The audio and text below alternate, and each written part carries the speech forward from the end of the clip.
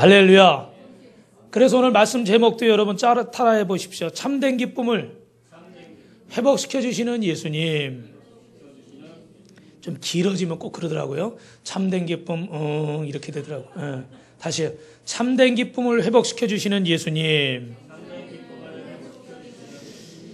어떤 목사님 간증을 들었는데요. 이분이 중풍으로 쓰러졌다가 수술 먹어서 나왔다는 거예요. 영 믿음이 안 가잖아요. 그런데 보니까 그래도 이분이 한의사 출신인 거예요. 저 유명한 무슨 대학 있죠. 그죠? 요 바로 옆에 있잖아요. 거기 한의과 출신이니까 또 무시를 못 하는 거예요. 근데 이 동의보감에 보니까 수세 효능이 나와 있는데 여러분도 들으셨겠지만 냉장고에 넣어놓으면 냄새가 사라지고, 정수기 같은데 수술 넣으면 또 어떻게 돼요? 또 물이 또 정수가 된다고 그래요. 심지어는 신김치에다 수술 넣으면 신맛이 사라진다는 거예요. 저는 잘은 모르겠지만 냉장고에 숯 넣는 분들은 가끔 봤습니다. 어느 정도 냄새가 안 나는지는 잘 모르겠지만 숯에는 독을 해독하는 그런 기능이 여러분 있다고 그래요. 이게 어느 정도까지인지는 정확히 모르겠어요. 근데 중요한 건 여러분, 우리 인생에도 오늘 지금 생각지 않은 일들처럼 어제도 또 우리 잠깐 일이 있었지만 그 독 같은 일들이 있습니다. 그죠? 악한 일들이. 그런데 이걸 해독하는 건 세상의 냄새는 스스로 해결할 수 있을지 모르지만 우리 인생의 이 죄의 독을 해독할 수 있는 것이 과연 무엇일까? 오늘 여러분이 본문에 보시면 어떤 장소가 나오냐면 나인이라는 곳이 나옵니다. 나인. 그래서 오늘 말씀에 나인성의 과부에 관한 이야기가 나와요. 오늘 이 누가복음 7장에 보면요. 백부장이 종 고친 얘기도 나오고 세례 요한의 제자들 얘기도 나오고 또 한 여자가 예수님에게 향유를 부은 그런 얘기도 나옵니다. 근데 여러분들 이 말씀을 제가 오늘 이 말씀을 다 전할 수는 없고 그중에서 하나를 제가 전하려고 하는데 다른 말씀들은 여러분이 많이 들으셨을 것 같고 나인성의 과부에 관한 얘기는 들으시긴 했지만 아마 다른 이야기들보다는 적게 들으셨을 것 같아요. 그래서 이 말씀을 준비를 하는데 보니까 나인이라는 뜻, 나인성의 뜻이 뭐냐면 따라해 보시겠습니다. 기쁨, 환희, 즐거움 이런 의미를 가지고 있대요. 그러니까 여러분 이 나인성이라는 성에 사는 사람들은 다 어때야 될까요? 기쁘고 환희가 있고 즐거움이 넘치고 할렐루야. 그래야 되잖아요. 그죠? 예전에 여러분 잘 아시는 우리 대한민국에서 유명했던 여배우 최진실 씨. 그 사건만 생각하면 참 안타깝죠. 그죠? 근데 당대 최고의 일본에서도 제일 명문팀인 요미우리 자이언츠라고 하는 그런 아주 그냥 명문구단에 투수하고 이름은 제가 거론하지 않겠습니다. 조화무게 씨하고 결혼을 해서 아주 한국에서는 세계의 결혼식 하죠. 그죠? 아는 사람들은 다 관심을 가지고 부러워할 만큼. 그래가지고 딱 첫 아이를 낳았는데 그 잘생기고 잘나고 이쁘고 아름다운 분이 딱 아이를 낳아서 이름을 뭐라고 줬냐면 환희라고 줬어요. 환희. 그게 정말 기쁘고 즐겁다는 얘기죠. 그죠? 그런데 몇 년 안 지나서 그 이름이 어떻게 돼요? 지금은 사실 그 아이들이 상처를 받을까봐 더 길게 말씀은 안 드리겠지만 환희의 송가가 아니라 슬픔의 노래가 돼버렸어요. 그죠? 그 어머니, 그 아버지, 그 삼촌, 그 친구까지, 동료까지 생각지도 않은 연쇄 이 자살 사건이 일어났습니다. 우리는 기쁨을 얻기를 원하는데 우리는 정말 환희를 느끼면서 살기를 원하는데 이 도대체 우리 인생의 이 독은요 해독할 방법이 없습니다. 여러분 오늘 말씀을 통해서 우리 인생의 생명과 회복과 환희가 되시는 누구를 만나야 될까요? 예수님을 만나시기를 주님의 이름으로 축원합니다. 그래서 여러분이 한 주간 동안 근심과 염려와 걱정 가운데 눌려 사셨더라도 오늘 이 시간에는 어떻게 돼요? 그 아픔, 그 슬픔, 그 걱정 다 내려놓으시고 하나님의 위로와 치료가 임하시길 주님의 이름으로 축원합니다. 그래서 오늘 감기 몸살이나 또 몸이 여기저기 쑤시고 아프시거나 이러셨던 분들 예배드리고 다 낫게 되시기를 주님의 이름으로 축원합니다. 대신에 저는 책임 못 집니다. 하나님이 책임지시니까 예배 드리고 났는데 왜 아픕니까? 저한테 뭐라고 하지 마시고 그럴 때 더 기도하시기 바랍니다. 그리고 또 저한테 기도해달라고 부탁도 하세요. 여러분 우리가 한 가지 깨달아야 할 건 뭐냐면 인간이 이렇게 이 악한 것을 해독할 수 없다는 것은 결국은 인간 실존의 한계와 방향을 알아야 된다는 거예요. 여러분 주보에 보시면 임시주보지만 여기 주보에 설교 노트가 나와 있어요. 첫째로 깨달아질 것은 우리 인간 실존의 한계와 방향. 어려운 얘기 같지만 뭐 쉬운 얘기예요. 사람이 살아가는 데 있어서 어떤 방향으로 가야 되는가, 어떤 목적을 가지고 살아야 될까, 어느 곳을 향해 나아가야 될까, 이런 얘기입니다. 그 방향이 잘못되어지고 죄송합니다. 한계를 깨닫지 못하면 어떻게 돼요? 그 인생이 행복할 수가 없다는 거예요. 오늘 여러분 여기 나인이라는 마을에 한 과부가 있었는데 그에게는 소박한 꿈이 있었어요. 외모보다는 가진 것보다는 가슴이 넓은 가슴이 따뜻한 좋은 사람 만나서 행복한 가정을 이루어 것입니다. 그래서 결국은 화려하진 않지만 성실한 한 남자를 만나서 결혼을 하고 넓은 집은 아니지만 아늑한 집에서 남편과 그 남편과 자기를 쏙 빼닮은 아이를 낳아서 잘 키우고 있었습니다. 이 행복이 지속되던 어느 날 갑자기 비보가 들려왔는데 그렇게 성실하고 자기를 사랑했던 자기 남편이 사고로 세상을 떠났다는 겁니다. 도무지 받아들일 수 없는 충격에 너무너무 슬퍼하고 몇 날 며칠을 울었지만 그러나 자기 눈앞에 있는 자기 아이를 포기할 수 없어서 엄마로서 힘을 내기 시작했습니다. 시간이 지나니까 슬픔도 조금씩 이겨낼 수가 있었습니다. 마음을 다시 강하게 먹고 내 남편을 위해서라도 내가 이 아이를 정말 훌륭하게 잘 키우리라. 다부진 마음 먹고 열심히 자녀를 키우고 있었습니다. 정말 그 아들은 자신의 삶의 전부요, 자신의 삶의 의미였습니다. 힘들어도 어렵고 속상하고 자존심 상하고 괴로워도 정말 때로는 포기하고 싶어도 나는 안 먹을 수 있지만 내 자식을 위해서는 내가 일해야 되겠다. 먹여야 되겠다. 그래서 밤낮으로 노력했습니다. 그리고 또 이 아들은 어머니의 그 사랑의 보답이라 하듯이 이 조그만 아이가 엄마를 향해서 엄마 내가 크면 엄마 호강시켜 드릴게. 왜 아멘들 안 하셔? 호강시켜 드릴게. 우리 처남도 어릴 때 장인어른이 일찍 돌아가시니까 자기가 막내인데 딸 6의 막내인데 그 저금통 모아가지고 엄마 반지 사준다고 그랬다 그래요. 우리 애들도 뭐 저기 하면 나중에 엄마 내가 뭐 사줄게. 우리 예진이 지금 졸업도 안 했는데 벌써 내년에 자기가 차 사가지고 엄마하고 어디 여행을 간다고 그러고요. 맛있는 거 있으면 다 데리고 간다고 그러고 아빠 믿지 말라고. 특히 아빠는 순댓국을 잘 안 드시니까 내가 곱창 순댓국 사주겠다고. 주여 지키시기를 바랍니다. 아이들이 이런 얘기 해주면 얼마나 기뻐요. 뿌듯하죠. 고생한 것도 참 잊게 되고. 그런데 그날따라 아침에 그렇게 밝은 웃음 지으면서 나간 아들이 무슨 일이 있었는지 싸늘한 시신이 돼서 돌아왔습니다. 두 다리에 힘이 풀리고 눈을 뜰 수가 없고 그냥 붙잡고 울어보지만 살릴 수 있는 길이 없어요. 울다 지쳐서 혼절합니다. 쓰러집니다. 더 이상 그 아들의 목소리를 듣고 싶어도 들을 수가 없어요.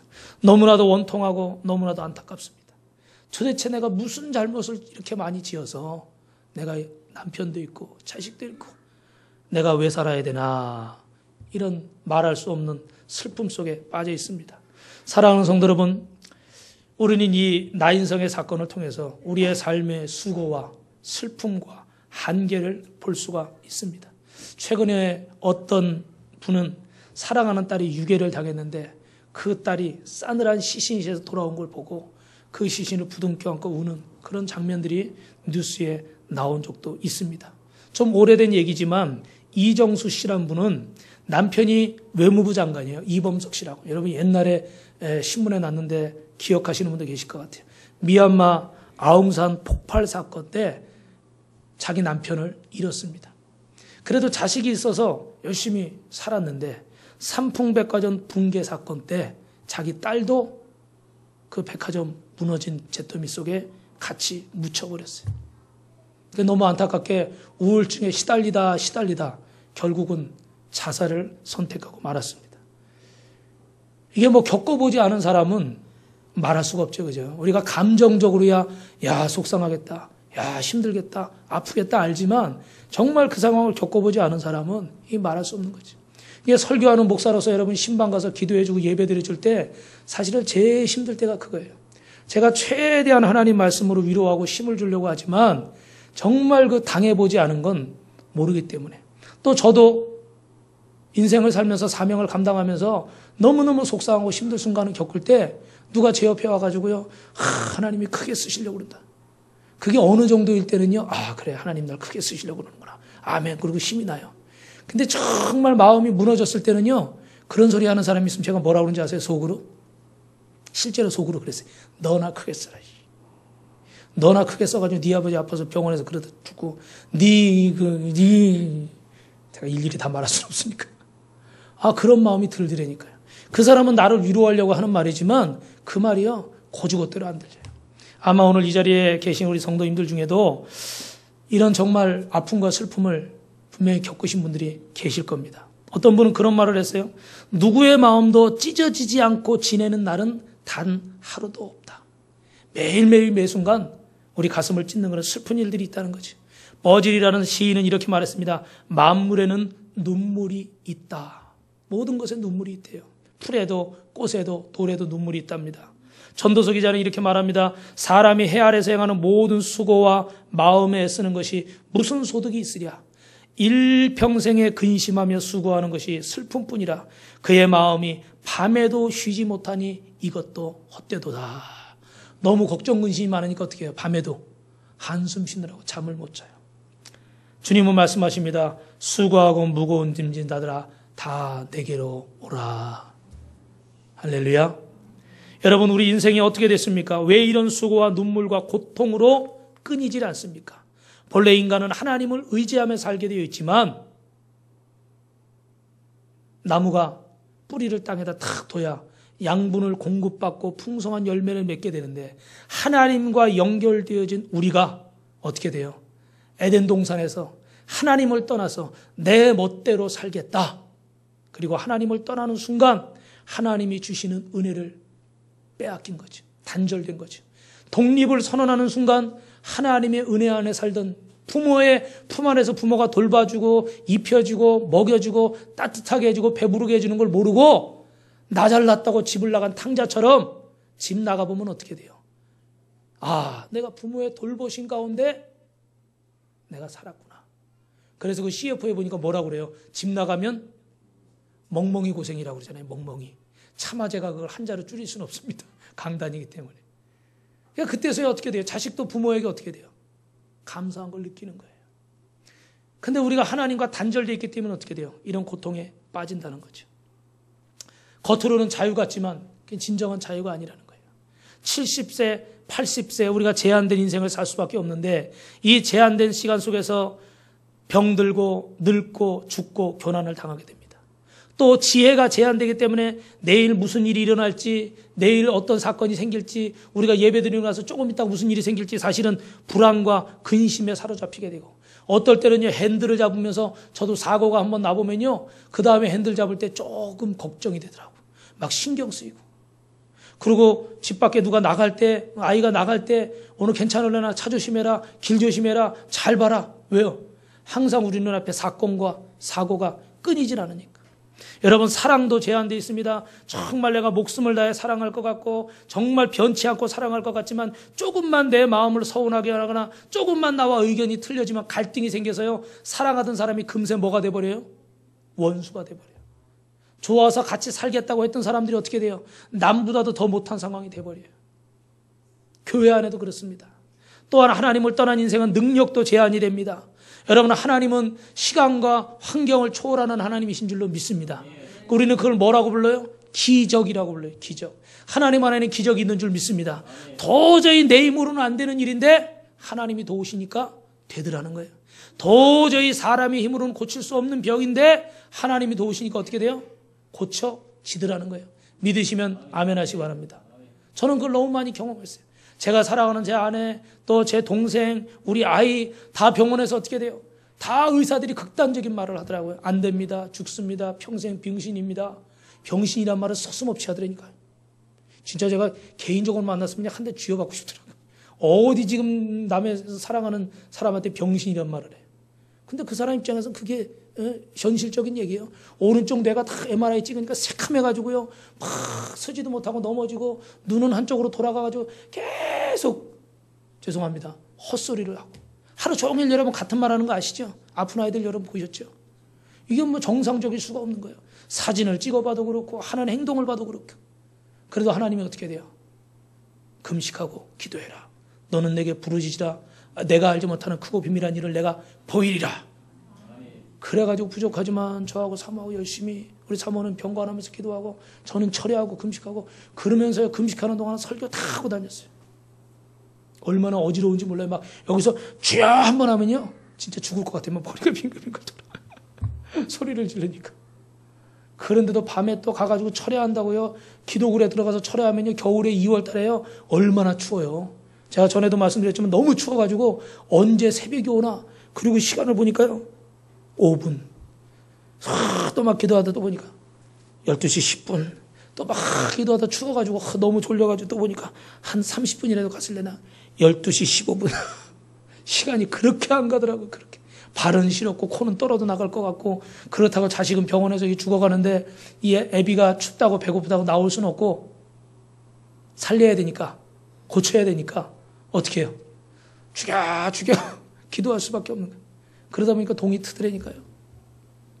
그래 딱 나와보니까 나았을까요? 안 나았을까요?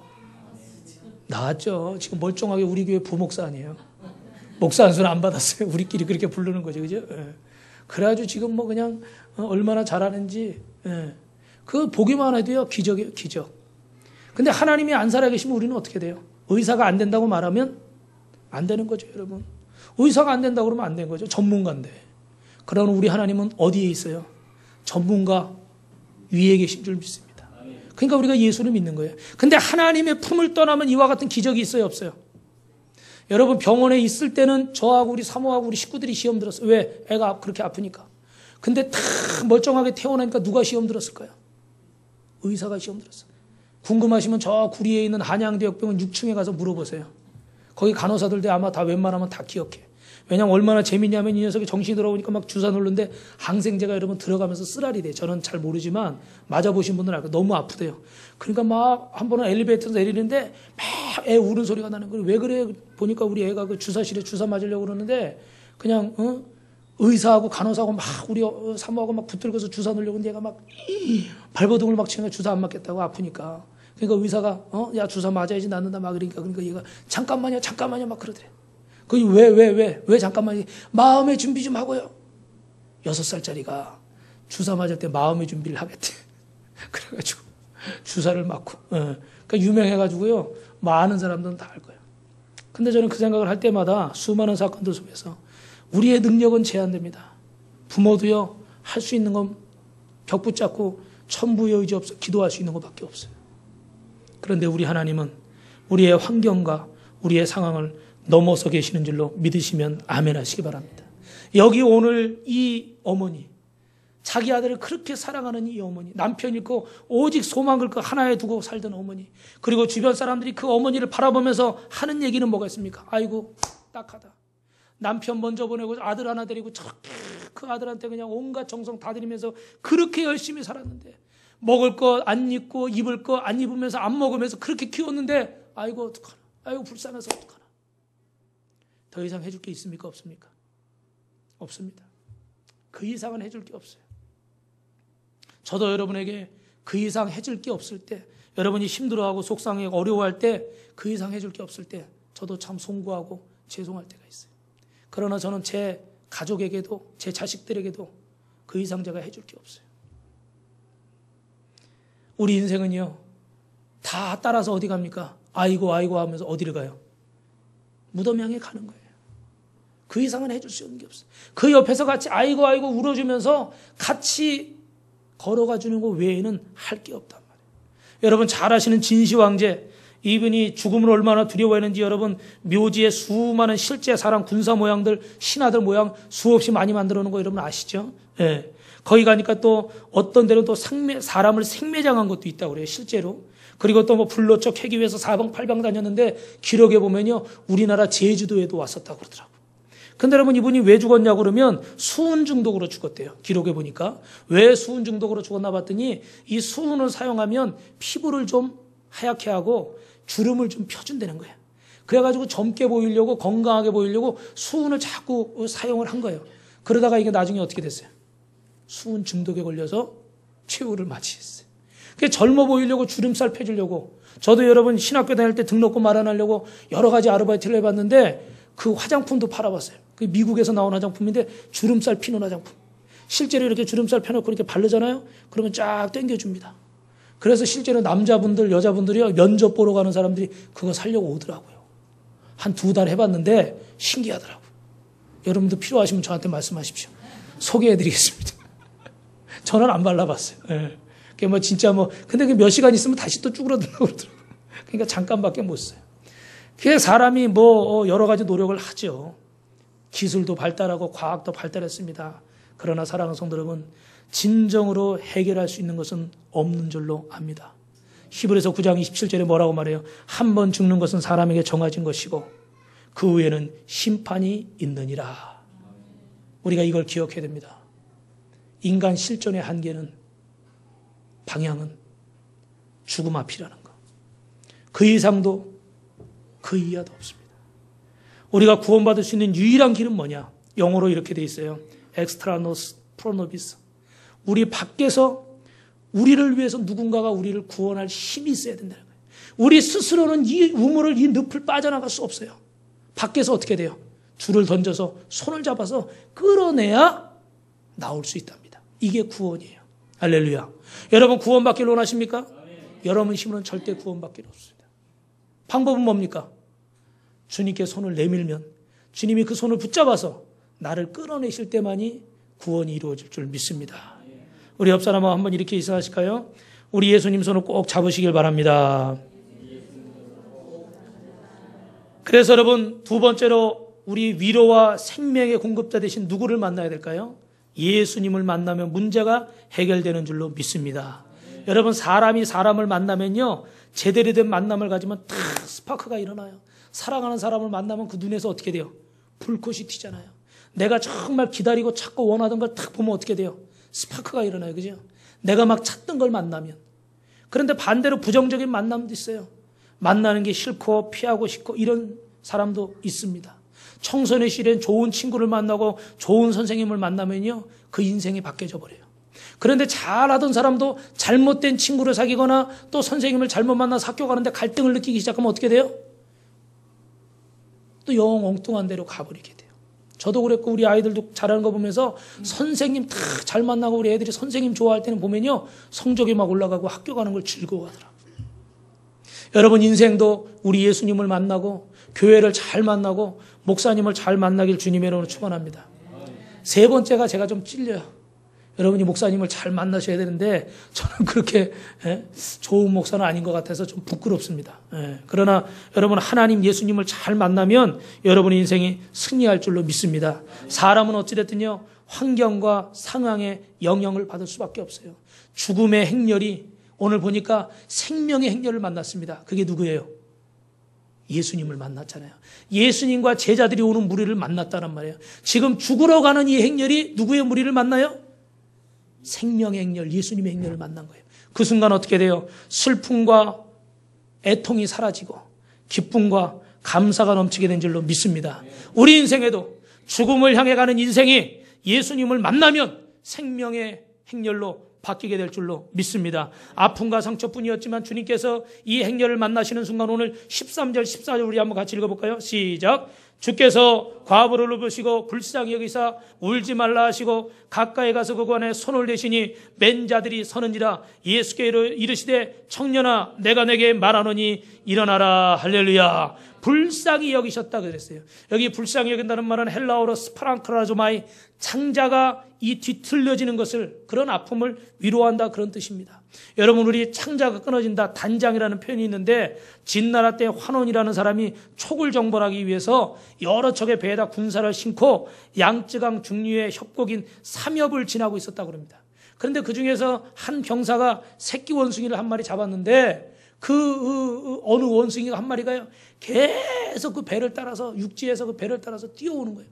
그래가지고 한 100여리쯤을 쫓아왔는데 막 울면서 쫓아오더라는 거예요. 그래가지고 이 조금 좁아지는 곳에서 이 원숭이가 점프를 해가지고 배에 올라탔어요. 그래서 사람들이 그 원숭이를 딱 잡아보니까요, 잡아보니까 창자가 다 끊어져 있다는 거예요. 그냥 알고 보니까 이게 어떻게 돼요? 이 어미 원숭이가 새끼 원숭이를 잃어버려가지고 그거 찾겠다고 쉬지도 않고 어떻게 달려왔는데 이 장이 다 끊어져 버린 거예요. 그래가지고 창자가 끊어진다. 단창이라는 말이 거기서 나왔다는 거예요. 부모가, 이 어미가 새끼를 그렇게 애타게 찾아서 쫓아온 그 몸. 그래가지고 이 임금이 이 새끼 원숭이 잡아온 그 병사를 매질하고 배에서 내쫓아 버렸다고 합니다. 너무 슬프고 너무 괴로우니까 이 창자가 끊어져 버린다는 거죠. 우리도 이런 슬픔과 이런 아픔을 만날 때가 있습니다. 오늘 예수님께서 이 과부의 슬픔을 목격했습니다.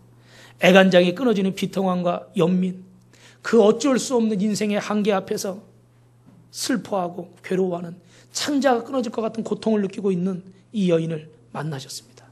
그리고 딱 한마디 하시는 거예요. 울지 말라. 할렐루야. 여러분 그러신 적 있으시죠? 저도 딱 성전에 와서 기도할 때요. 아니면 어떤 순간에 하나님 도와주십시오. 어떡합니까? 그럴 때 하나님이 딱 마음속에 말씀하시되 걱정하지 마라. 내가 너와 함께함이라. 할렐루야. 그럴 때 있죠. 내가 너를 사랑한다. 근데 그 한마디가요. 참 얼마나 위로가 되고 힘이 되는지. 죽음을 향해 가고 있는 이 여인에게 울지 말라. 이 말은 뭐예요?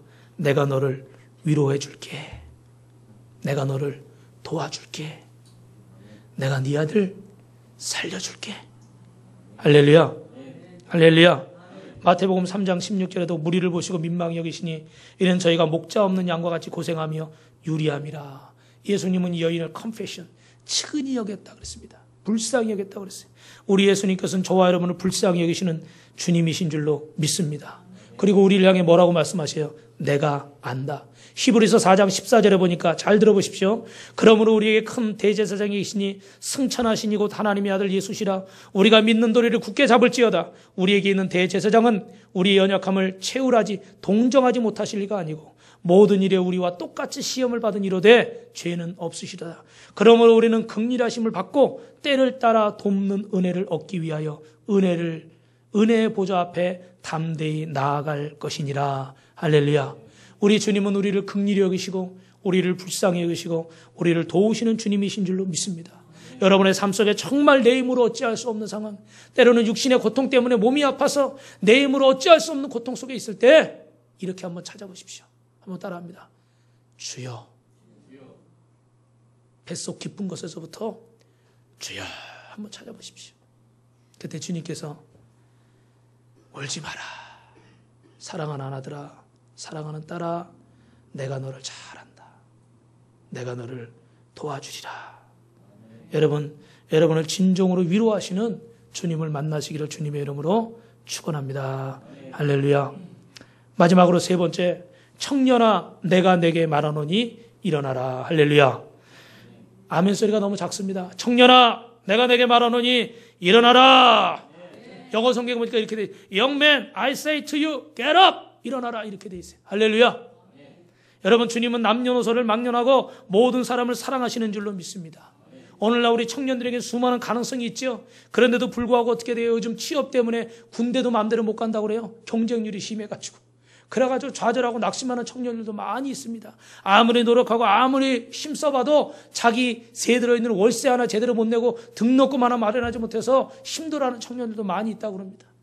그래서 여러분 정말 원치 않는 길을 택하는 청년들도 있는데 우리 청년들뿐만 아니라 우리 모두를 주님이 사랑하시고 우리의 모든 사정을 아시는 줄로 믿습니다. 이 시대에 많은 분들이 환경과 운명 간에 갇혀서 시대정신의 정욕의 무기력과 열등감에 갇혀서 낙심하고 낭망하고 살아가는 세월이 얼마나 많이 있습니까?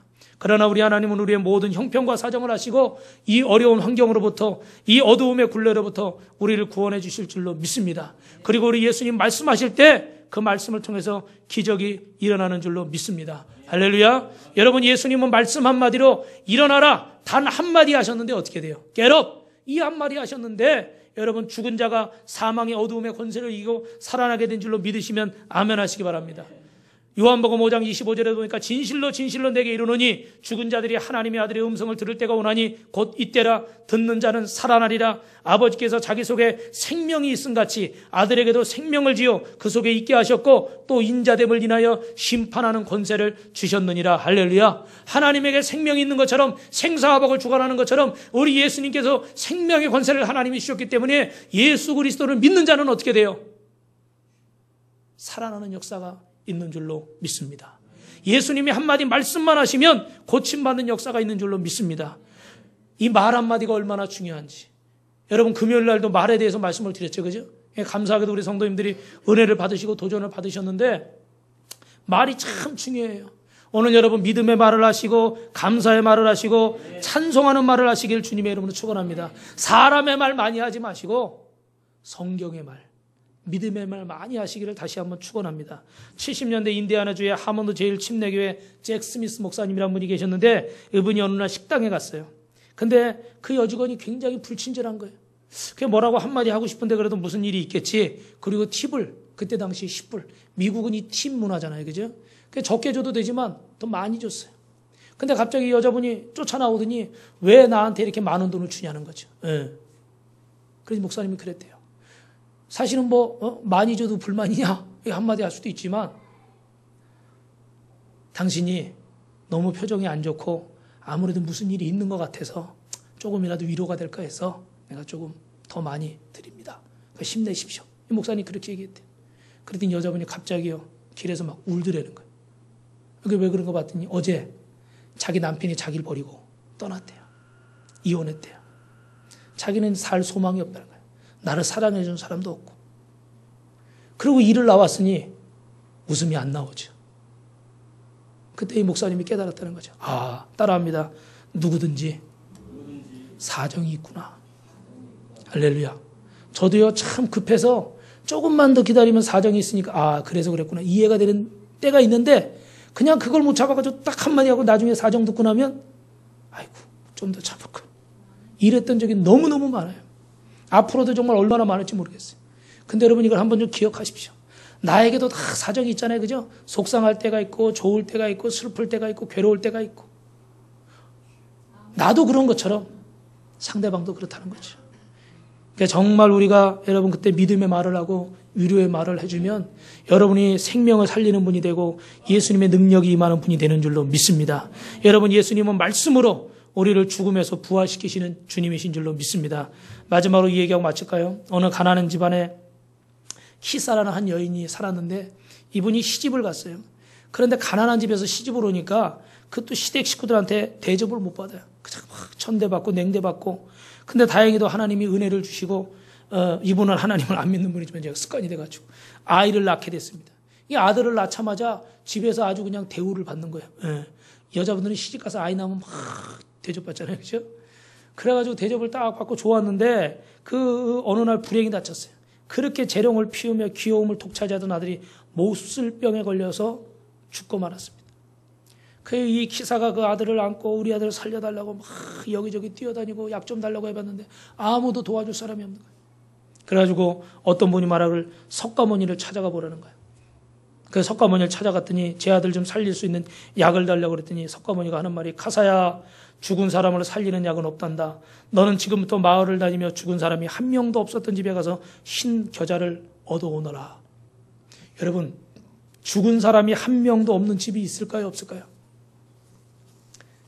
건물 자체로 본다면 그럴 수 있겠지만 사람이 한 명도 안 죽은 집안이 어디 있겠어요? 다 돌아가시고 또 새로 태어나고 다 이렇게 되는 거죠. 그러니까 아무리 다 뒤져도 어떻게 돼요? 한 명도 찾을 수가 없었어요. 결국은 어떻게 했을까요? 결국은 포기하고 돌아왔습니다. 그랬더니 석가모니가 하는 말이 카사야 태어난 것은 반드시 죽고 생겨난 것은 반드시 소멸하기 마련이다. 결국은 자기 아들을 보내고요. 석가모니의 가르침을 따르게 됐다는 거예요. 참 이야기는 멋있습니다. 근데 아쉬움이 남죠. 저는 드라마나 영화 같은 거 보면요. 항상 어떤 걸 기대하냐면 해피엔딩. 다 아파서 죽어가는 사람이 살아나고 막 궁지에 몰렸던 사람이 쫙 악의 무리를 물리치고 쫙 승리해가지고 짠짜잔. 그러면 보고 나면요. 기분이 좋아요. 근데 여러분 잘 아시면 새드 엔딩이라고 그래가지고 주인공이 죽는다든지 막 이상하게 끝이 끝나는 거 있잖아요. 그런 거는 보고 나면 어때요? 찜찜해. 기분이 영 안 좋아. 저는 이 이야기를 하면서 참 찜찜해요. 혹시 살아나나 했어요. 뭐 혹시 나중에 예수 믿어서 구원받았나?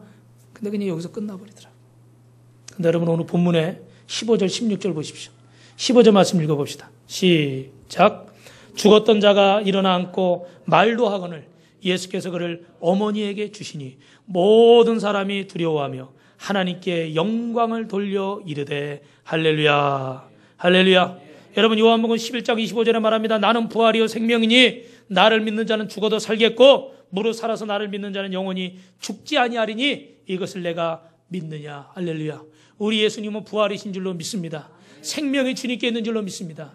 죽은 자도 살리는 주님이신 걸 믿으시면 아멘 하시기 바랍니다. 할렐루야. 인간의 힘으로는 사람의 상식으로는 이 말씀에 아멘 할 수 없습니다. 그러나 하나님이 저와 여러분에게 믿음을 주시면 아멘 할 줄로 믿습니다.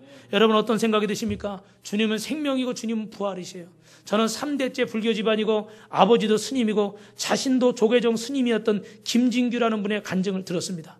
근데 이분이 스스로 공양보도로 다니다가 한 젊은이가 주머니 속에 넣어준 성경을 읽고 예수를 믿게 됐어요. 그리고 그 아버지도 예수님 믿고 구원받았다는 간증이 들은 적이 있습니다. 오늘 이 예배에 참석한 모든 분들 부활하신 예수님을 만나면 이 땅의 사망의 어둠의 권세를 이기고 여러분 마음속을 웅켜잡고 있는 그 슬픔과 고통과 질병의 문제들이 해결될 줄로 믿습니다. 하나님의 은혜가 넘칠 줄 믿습니다. 함석헌 목사라는 분은 이런 시를 썼습니다. 제목이 뭐냐면 그 사람을 가졌는가. 아주 짧아요. 이런 내용이에요. 유혹 앞에 섰을 때 그 사람의 얼굴을 떠올리며 No, 아니오라고 말할 수 있는 그 사람이 있는가. 명예와 쾌락이 그 앞에 주어졌을 때 No, 아니오라고 말할 수 있는 그 사람이 있는가. 마지막 숨지는 순간에도 그 얼굴을 떠올릴 수 있는, 그러면서 미소 지을 수 있는, 고통의 순간 그 얼굴 때문에 미소 지을 수 있는 그 얼굴을, 그 사람을 가지고 있는가. 그 누구겠어요? 그분이 예수님이신 줄 믿습니다. 그분이 예수님이신 줄 믿습니다.